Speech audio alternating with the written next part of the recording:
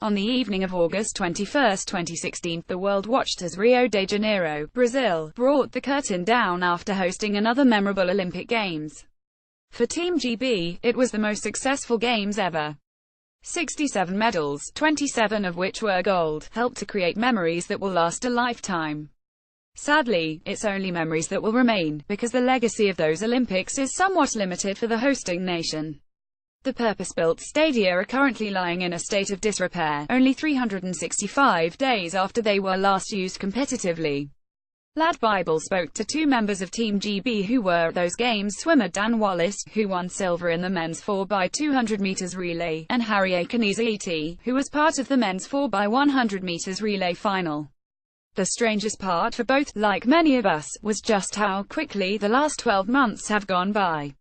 It's been a pretty mad year since Rio, but it was such a mad event for us all to be part of. It's crazy that it was a year ago, Dan explained to Lad Bible. Harry agreed. As I've gotten older, I've made a point of embracing every moment. I've got fond memories of Rio, being there and competing. But it's madness that it's been a year. Dan Wallace, alongside James Guy, Duncan Scott and Stephen Milne, finished as runner-up to the American 4x200 meters relay team, but the pool that hosted the race is now empty and deserted. The swimming pool. Credit Pate's really sad, Dan said. The facilities they had for us were top class when we were there. They were amazing and full of energy. It's upsetting that they've not the capability to keep up the same energy. A lot of them are run down and deserted now. It's a real shame. 4 years ago, we were lucky enough to host the Olympics in London, and if you look back now, those facilities are still up and running. They did put on a great show for us in the swimming pool, but these days it's just a hole in the ground. The Athletes' Village. Credit PA. Harry raced alongside fellow Brits Richard Kilty, James Ellington and Adam Gemili, ultimately losing up to a Jamaican team that included the legendary Usain Bolt. They came 5th overall, but it's the memories of the stadium that still stand strong in his mind. He told Lad Bible, being in that Olympic stadium, it was surreal. There was so much energy in the stadium. I was in lane 1, and before the race started I was looking behind me at the crowd. It's amazing how you can pinpoint certain people. Everyone waiting to watch Bolt, I could see it on their faces. The impact of the games extended beyond the athletes themselves, of course. Belle Seekers is an Australian native who moved to Brazil 3 years ago and continues to live in Rio today. She now works at Caminhos, a Portuguese language school, helping those who have immigrated to Brazil to learn the language. It was amazing to be in Rio at the time, she told Lad Bible. There was such a vibe. Before the Olympics there were so many concerns as to whether the stadia would be built in time, but everyone pulled together. Rio is a dynamic city and everyone was excited. People were intrigued by Rio, and came together to see a beautiful city, a beautiful country, and be part of it.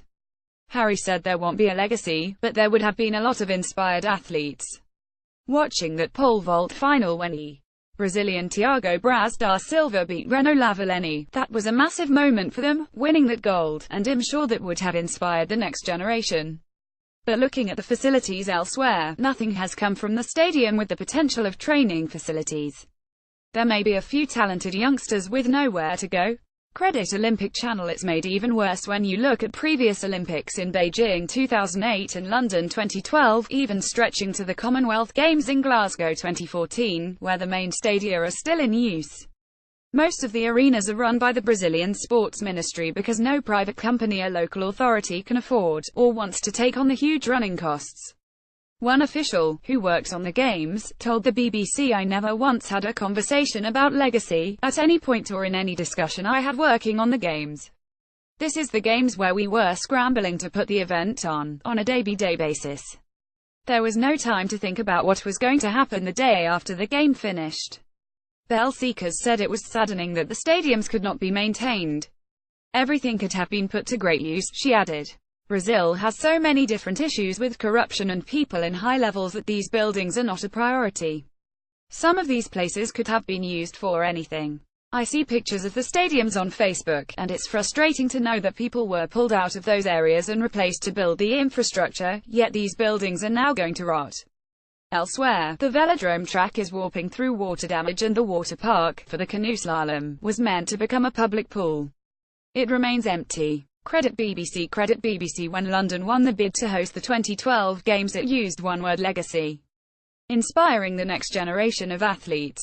Dan said, "I've raced in the Olympic pool since 2012 and it's a facility we still get to use and race in the pool that the great Olympians use.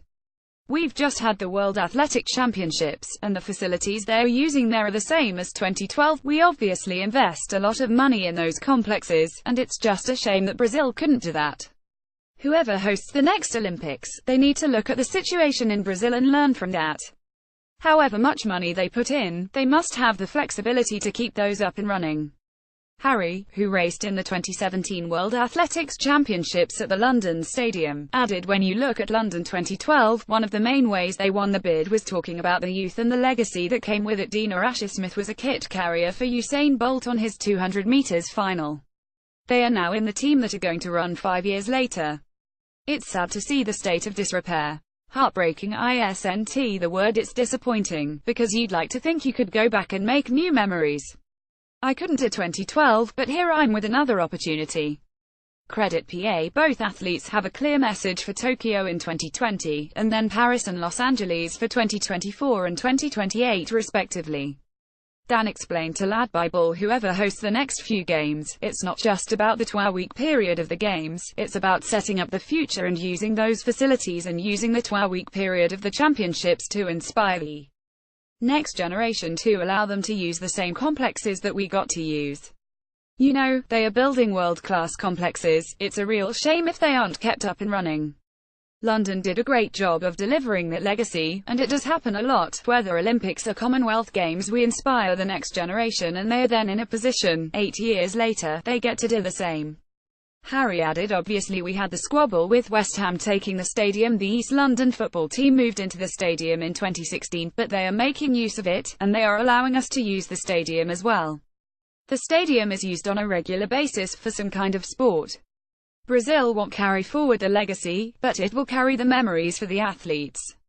There were some minor improvements to public transport, public spaces and infrastructure as a result of the games, but as a sporting legacy, there remains nothing." Credit PA. The Rio crowd was amazing. The Brazilian fans are top-class, world-class facilities packed out every night. I've been to a few world-level meets where the crowds have been amazing, but the Brazilian crowd stood out from the rest, explained Dan.